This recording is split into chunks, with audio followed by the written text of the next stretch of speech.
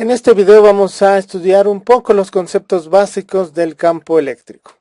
Tenemos aquí una carga Q mayúscula, que puede ser positiva o negativa, y está rodeada por varias cargas. Puede ser que haya N cargas Q minúsculas. Bueno, sabemos nosotros que entre Q y cada una de ellas, va a haber una interacción, va a haber una fuerza, ¿no? Podemos sacar esas fuerzas. La fuerza total que va a sentir Q, la fuerza total que siente Q debido a todas estas cargas, pues va a ser la suma, por el principio de superposición, la suma de cada una de las interacciones que tiene Q con cada una de las fuerzas, ¿no? Entonces F1 es la fuerza que siente Q respecto a esta Q1 minúscula, ¿no? F2 es la fuerza que siente Q2 debido a Q2 minúscula y así, ¿no? Bueno, la podemos calcular.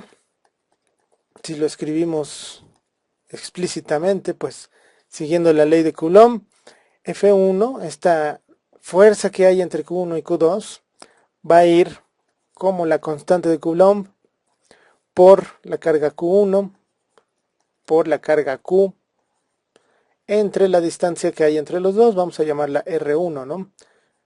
Al cuadrado, y en la dirección del vector unitario R1, que va desde Q1, que es el que está aplicando la fuerza, hasta Q, que es algo así, ¿no? Este es mi vector unitario R1.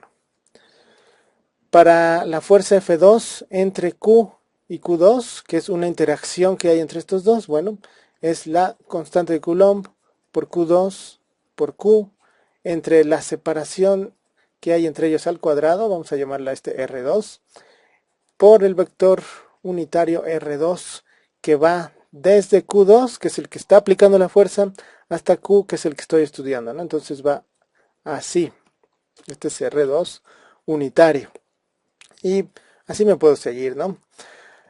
Si lo escribo de esta manera, puedo ver que esto es igual a poner la Q y la K, la constante de Coulomb y la carga Q, afuera, porque son términos comunes, y luego todo esto multiplicado por el primer término quedaría Q1 entre R1 al cuadrado por el vector unitario R1.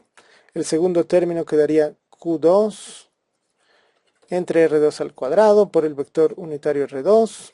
Vamos a escribir el tercer término, Q3 entre R3 al cuadrado, que es esta distancia, por el vector R3, que sería este es R3 unitario, y así. Esto lo podemos también escribir de otra manera, donde tenemos ahora la fuerza igual a la carga Q por algo que no depende de la carga Q, que es esta constante multiplicado por todo lo que está aquí, que depende de las otras cargas, ¿no? Todo esto que está aquí no depende de la carga Q mayúscula. Y a esto, todo lo que no tiene Q en esta parte, lo vamos a llamar el campo eléctrico. Lo ponemos explícitamente. Mi campo eléctrico va a ser la constante, la K, la constante de Coulomb, multiplicado por todo esto, que lo podemos resumir escribiéndolo como sumatoria, ¿no? Esta es una suma, lo escribimos como la suma de I igual a 1 hasta el número n de cargas que haya de QI entre RI al cuadrado por el vector RI unitario. Esto es otra forma de escribir lo que está aquí dentro del paréntesis.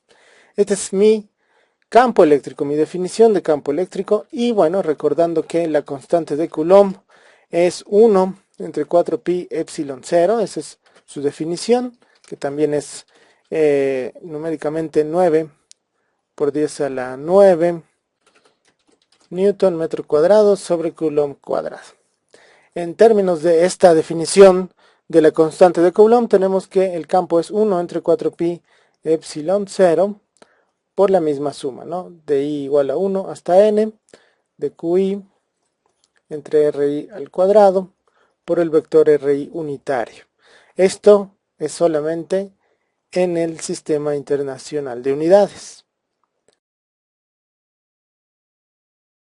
Ahora, antes de resolver algún ejemplo, vamos a hablar un poco sobre qué nos dice el campo eléctrico.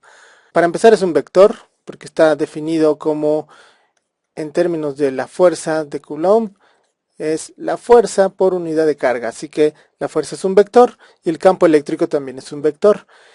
También es un vector que es una función que depende de la posición, depende de dónde me ponga yo, depende de las cargas fuente. Estas cargas Q minúsculas son las cargas que generan este campo, pero no depende de mi carga Q, que es también llamada carga prueba, ¿no? Puedo aquí quitar la carga, puedo no poner nada, y estas cargas fuente de campo eléctrico seguirían generando el mismo campo eléctrico que generan. En este sentido, el campo eléctrico mide un poco el efecto, lo que va a pasar si yo pusiera aquí una cierta carga, ¿no? Si pongo aquí, por ejemplo, una carga prueba que fuera positiva y todas estas fueran positivas también, por decir algo, esta carga sentiría que la empujan hacia esta región, ¿no?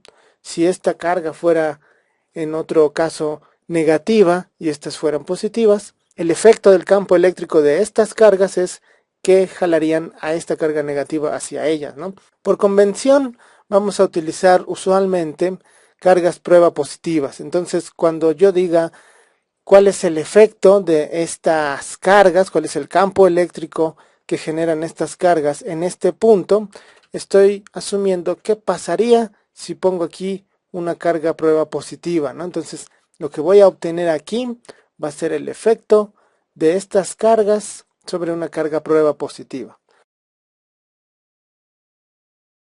Vamos a sacar el campo eléctrico debido a un dipolo eléctrico. Un dipolo eléctrico es esto que tenemos aquí, una carga más Q y una carga menos Q de la misma magnitud, pero de sentido de signo opuesto, y separados en una distancia d que no es muy grande comparada con el tamaño de las cargas. Lo que vamos a hacer es sacar en un punto P, que está en este eje X perpendicular al eje de mi dipolo, y que sale del punto medio del dipolo, en este eje X de aquí, en un punto cualquiera P, que está a una distancia X de este eje, cuál es el efecto de poner aquí una carga prueba positiva debido a estos dos, que es lo mismo que decir cuál es el campo eléctrico que generan estas dos. Bueno, el campo eléctrico va a ser la suma del campo que genera esta carga positiva más el campo que genera esta carga negativa. Si aquí estoy suponiendo que pongo una carga prueba positiva como para sondear cómo es el campo eléctrico, pues el poner aquí una carga positiva implica que esta la va a empujar en la dirección del radio, algo así más o menos. Este es mi vector campo eléctrico debido a la carga más Q. Y si esta fuera una carga prueba positiva, como esta es negativa, va a haber una fuerza atractiva ahí entre ellos dos, y este es mi vector E-. De manera que mi vector campo eléctrico total pues va a ser algo que va a ir más o menos como la suma de los dos. Así que esperamos que sea algo así, más o menos. Tiene que ser vertical. Este sería mi vector campo eléctrico total. Ahora, como las dos cargas, más Q y menos Q, tienen la misma magnitud de carga, entonces el tamaño, la magnitud del vector E más va a ser igual a la magnitud del vector E menos. Esta flecha mide lo mismo que esta. Y esto va a ser igual a la fuerza sobre unidad de carga. Aquí estoy suponiendo que pongo una carga prueba, pero también es igual a 1 entre 4pi epsilon 0 por la carga entre la distancia que hay, esta distancia r entre la carga y el punto donde estoy evaluando el campo eléctrico. Como estoy hablando de las magnitudes, esta Q no necesita tener aquí un menos, ¿no? Sino que nada más es el valor absoluto, el tamaño de esta flecha. Bueno, aquí vemos que se forma un triángulo rectángulo, así que la r va a ser r cuadrada de una vez, por el teorema de Pitágoras va a ser x cuadrado, que es este cateto, más d entre 2 al cuadrado, que es este cateto, ¿no? Que vale la mitad de d. Esto es lo que vale, bueno, esto con esta r es lo que vale esta magnitud y esta magnitud de estas flechas. pero yo lo que quiero es la componente Y. Aquí se forma un ángulo.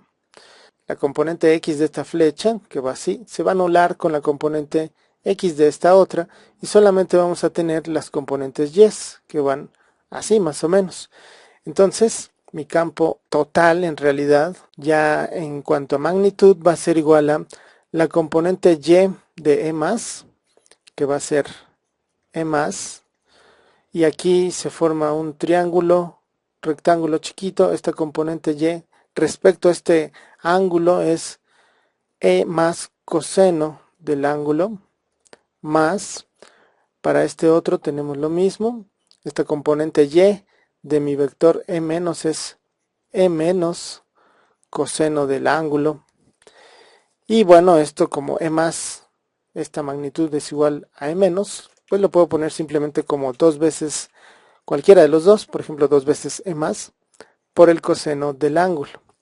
Entonces este va a ser mi campo total como magnitud. Ya sé que como vector va a ir apuntando verticalmente hacia abajo. Como magnitud va a valer esto. Ahora, de la figura, vemos que este ángulo que está aquí se repite justamente acá. Este ángulo entre esta vertical y esta línea es el mismo que entre esta otra vertical y esta línea. Entonces podemos sacar el coseno a partir de este triángulo donde sabemos todas las medidas, ¿no? El coseno de este ángulo va a ser el cateto adyacente, que es de entre 2, esta parte de aquí, de entre 2, entre la hipotenusa, que es R, y sabemos que R vale la raíz, pasando este cuadrado para acá, la raíz de x cuadrada más d entre 2 al cuadrado.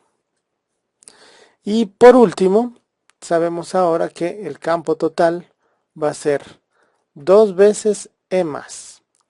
E más valía, aquí está, 1 entre 4 pi epsilon 0 por Q entre la R al cuadrado, que vale esto.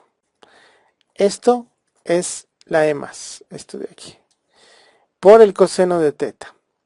El coseno de teta es todo esto, de entre 2 entre, esto lo podemos poner como x al cuadrado más d entre 2 al cuadrado, y todo esto a la 1 medio.